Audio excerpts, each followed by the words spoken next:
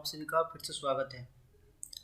यह हम एक हिस्ट्री सेगमेंट का खंड है मध्यकालीन भारत, उसको हम कवर करने जा रहे हैं। जो हमारा पहला टॉपिक है भारत पर मुस्लिम आक्रमण। चलिए, जो हमारा कुछ फैक्ट है, कुछ नोट्स हैं, उसको हम कवर करेंगे। कुछ जैसे मक्का सऊदी अरब में स्थित है। यह यहीं पर 570 ईस्वी में इस्लाम धर्म के प्रवर्तक हजरत मोहम्मद का जन्म हुआ था। इसी कारण यह मुस्लिम अनुयायियों का पवित्र स्थल बन गया। इसकी मृत्यु 632 ईस्वी में हुई थी।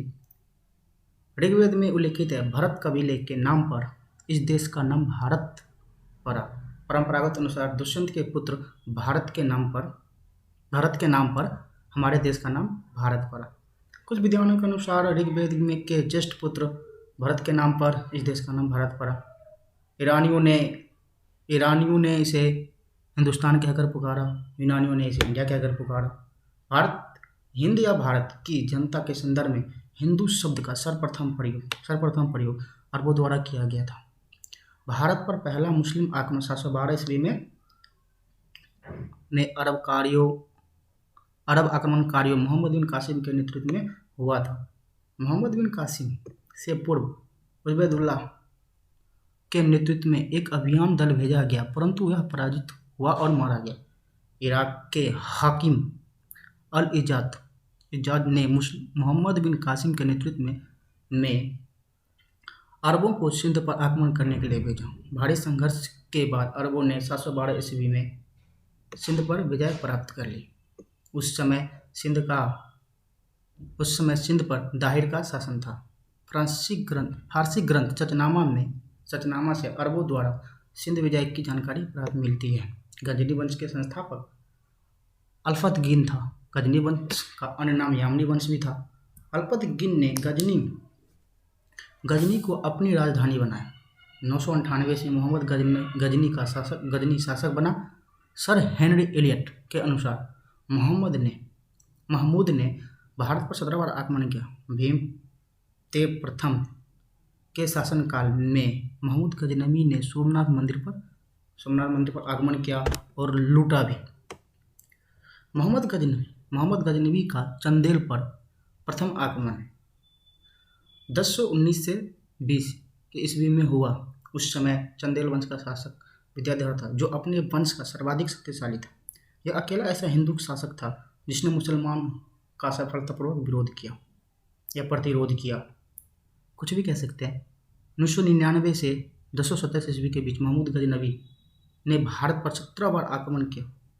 इन आक्रमण का उद्देश्य भारत में अस्थायी मुस्लिम शासन की स्थापना करना नहीं था, बल्कि इसे लूटपाट करना था। लूटपाट के उद्देश्य से इसने आक्रमण किया और सोमनाथ मंदिर को लूटा। बगदाद के खलीफा अल कादिर बिल्ला ने मोहम्मद गजनवी को यामीन उद दौला तथा आमीन उल मिल्ला की उपाधि प्रदान की। मोहम्मद गजनवी शिक्षित एवं सुसभ्य था। वह विद्वानों एवं कलाकारों का सम्मान करता था। उसने अपने समय में महान विद्वानों को गजनी में एकत्रित किया। उसका दरबारी इतिहासकार कुतुबी था। उसने किताबुल यामनी अथवा तारीख ए यामनी नामक ग्रंथ लिखा। अब यहाँ समझ सकते हैं, उसने एक ग्रंथ लिखा जिसमें किताबुल यामनी और तारीख ए यामनी ग्रंथ का रचना की। इसके अतिरिक्त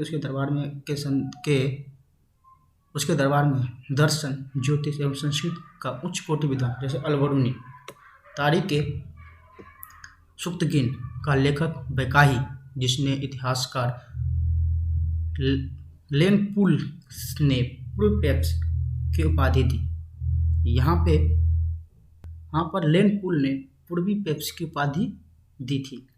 फारस का कवि उजारी, खुरासानी विद्वान तुसी एवं अंसुरी विद्वान उस्ताजी और फारूसी प्रमुख थे। यहाँ पे देखिए शाहनामा का लेखक फिरदौसी है। यहाँ पे ऊपर देखिए, यहाँ पे दरबारी इतिहास का उत्तवी था, जिसने गजनी ने किताब उल यामनी की रचना की थी। और यहाँ पे शाहनामा का महमूद गजनवी के दरबार का प्रसिद्ध कवि अलबरूनी था। गजनी दरबारी का प्रसिद्ध विद्वान कवि था। फिर से वो देख लीजिए।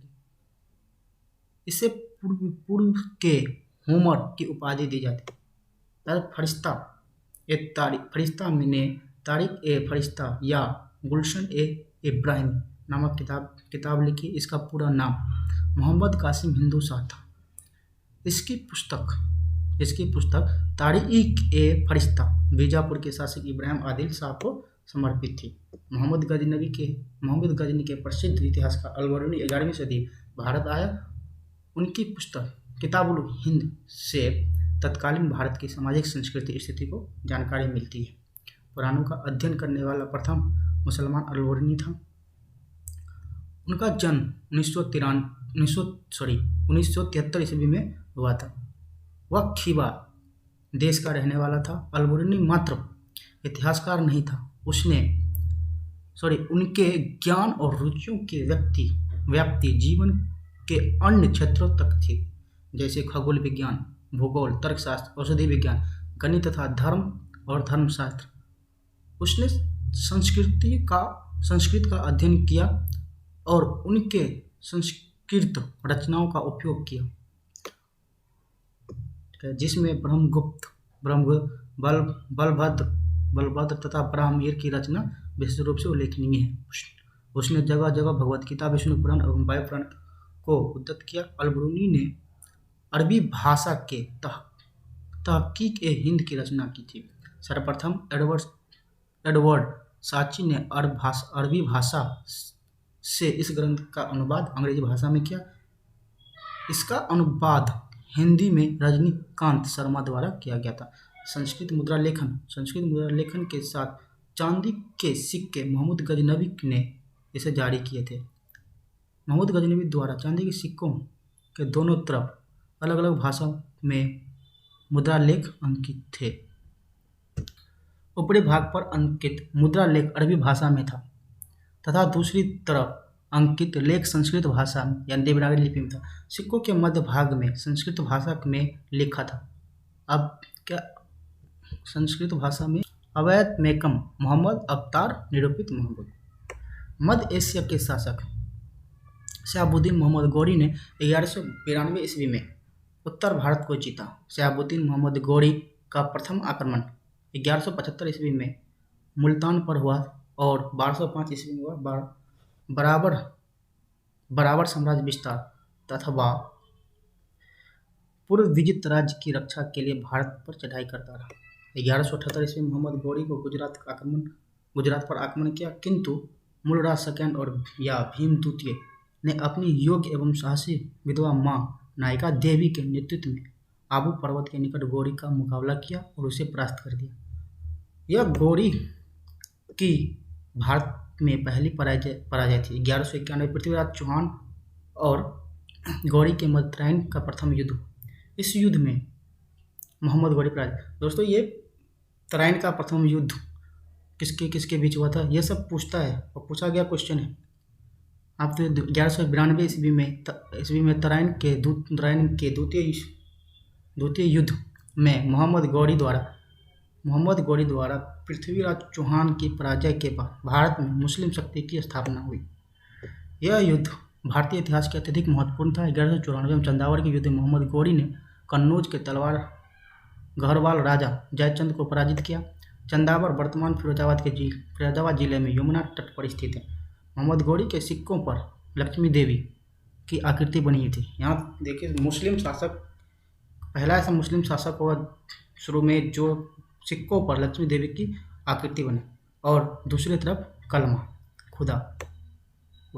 गौरी के विजय के बाद शीघ्र ही उत्तर भारत में अक्ता प्रथा स्थापित हो गई। 1192 ईस्वी में तराइन द्वितीय युद्ध कुतुबुद्दीन ऐबक ने महत्वपूर्ण भूमिका निभाई। वस्तुतः 1192 से 1206 तक उसने गौरी के प्रतिनिधित्व के रूप में उत्तर भारत के विजित भागों का प्रशासन संभाला। इस अवधि में ऐबक ने उत्तरी भारत में तुर्की शक्ति का विस्तार किया। बिहार और उत्तरी बंगाल की विजय के बारे में गौरी अथवा ऐबक सोचा भी नहीं था। इस कार्य को गौरी एक साधारण दास अत्याउद्दीन मोहम्मद बिन बख्तियार खिलजी ने किया। उसने 1193 से 1202 ईस्वी के मध्य बिहार के विजय तथा नालंदा विक्रमशिला शिला को तहस नहस कर दिया। राजधानी उदंत का पूरी पर या पूर्व पर कब्जा कर लिया। उसने 1198 से 1203 ईस्वी के मध्य बंगाल पर आक्रमण किया। उस समय वहाँ का शासक लक्ष्मण सेन था। वह बिना युद्ध किए ही भाग निकला।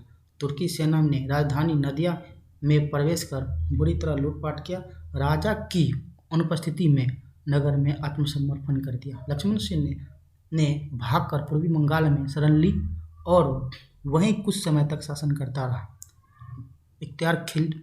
इख्तियारुद्दीन ने संपूर्ण बंगाल को जीतने का प्रयत्न नहीं किया। इख्तियारुद्दीन ने लतखोनी को अपनी राजधानी बनाया। प्रोफेसर हबीब के अनुसार तुर्कों द्वारा उत्तर पश्चिम के विजय ने क्रमशः शहरी क्रांति और ग्रामीण क्रांति को जन्म दिया। दोस्तों नेक्स्ट लेक्चर में हम इसके संबंधित क्वेश्चन को डिस्कस करेंगे।